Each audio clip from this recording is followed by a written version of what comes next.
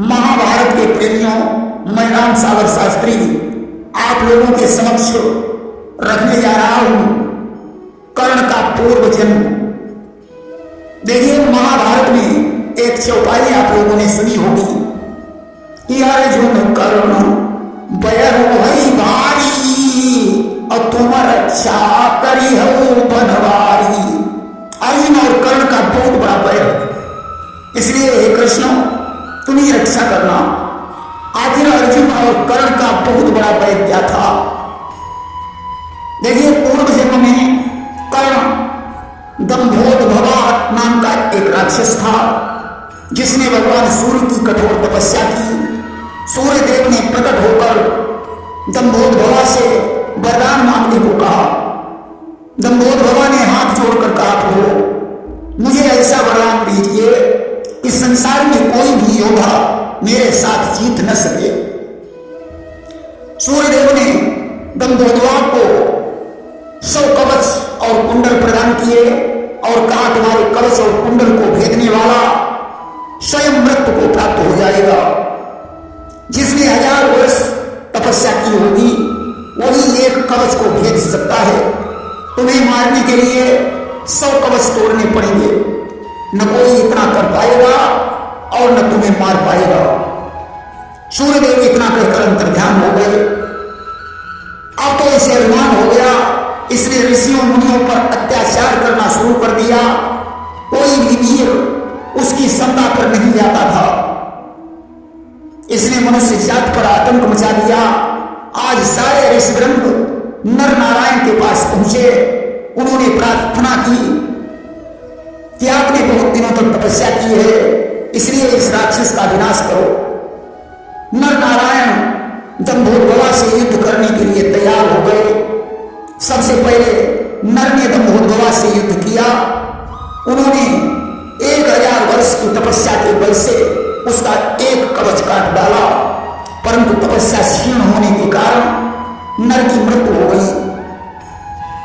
नारायण ने अपने तपोबल से उन्हें जीवित कर दिया और कहा, अब तुम जाकर तपस्या करो, तब तक मैं इसके साथ युद्ध करता हूं।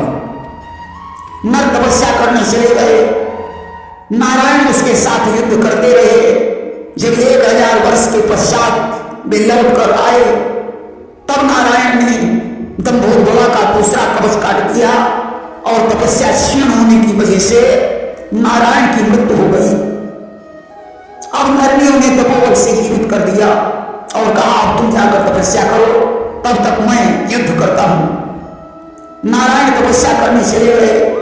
जब 1000 वर्ष बाद वापस लौट कर आए, तब नर ने उसका तीसरा कवच काट दिया और तपस्या क्षीण होने पर उनकी मृत्यु हो गई। नारायण ने फिर से उन्हें जीवित कर दिया। इसी प्रकार दंभोदभवा के 99 कवच नर नारायण के हाथों से काटे गए। अब दंभोदभवा विचार करने लगा कि अब तो एक ही कवच शेष रह गया है।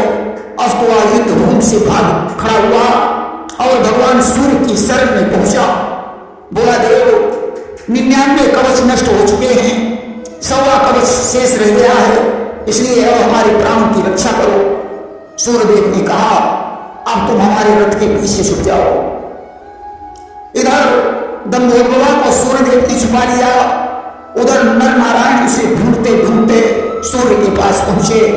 उन्होंने कहा, दंभोदभवा हमारा शत्रु है, उसे बाहर निकालो। सूर्यदेव ने कहा, दंभोदभवा हमारा भक्त है और भक्त की रक्षा करना हमारा धर्म है। नर नारायण ने कहा, तुम दंभोदभवा को पुत्र के समान छुपा रहे हो, इसलिए मैं श्राप देता हूं कि इसका अगला जन्म तुम्हारे तेज से होगा और यह सूर्य पुत्र कहा जाएगा। यह कुंडल कवच के साथ जन्म लेकर भी मेरे हाथों से मारा जाएगा। इसलिए दंभोदभवा ने कुंती के द्वारा भगवान सूर्य के तेज से जन्म लिया और इसका जन्म कुंडल कवच के साथ हुआ। इधर नर नारायण ने अर्जुन और कृष्ण के रूप में अवतार लिया। अर्जुन नर के अवतार थे और कृष्ण नारायण के अवतार थे। दोनों अपना पुराना बैर नहीं भूले। हालांकि कृष्ण ने इस जन्म में हथियार नहीं उठाया, परंतु अर्जुन को मार्गदर्शन कराते रहे। बिना कृष्ण के अर्जुन कर्ण पर विजय प्राप्त नहीं कर सकते थे। इसीलिए कहा गया है कि अर्जुन कर्ण बयरु है भारी, तुम रक्षा करी हूं बनवारी। अगर कर्ण के पास कुंडल और कवच होते तो कर्ण मारा ही नहीं जाता। इसलिए कृष्ण के आज्ञा पर इंद्रदेव ब्राह्मण बनकर कर्ण के पास गए और उन्होंने कर्ण से कुंडल कवच मांग लिए। यद्यपि सूर्यदेव ने कर्ण को बता दिया था कि इंद्रदेव तुम्हारे पास कुंडल कवच मांगने आ रहे हैं, परंतु कर्ण दानवीर था। उसने इंद्र से कहा, देवराज मैं जानता हूं कि आप ब्राह्मण नहीं हैं, परंतु ब्राह्मण बनकर आए हैं, इसलिए हमारी नजर में ब्राह्मण ही है। ब्राह्मण को दान देना क्षत्रियों का परम कर्तव्य है। आप मेरे दरवाजे से विमुख होकर चले जाएं, ऐसा कभी नहीं हो सकता है कि देवराज लौटे निराश हो, यह न कभी हो सकता। सदा जागता रहा कर्ण का प्रण कभी सो सकता। उसने साहस कुंडल और कवच प्रदान कर दिए। परिणामतः युद्ध में मारा गया। प्रेम से वृंदावन बिहारी लाल की जय।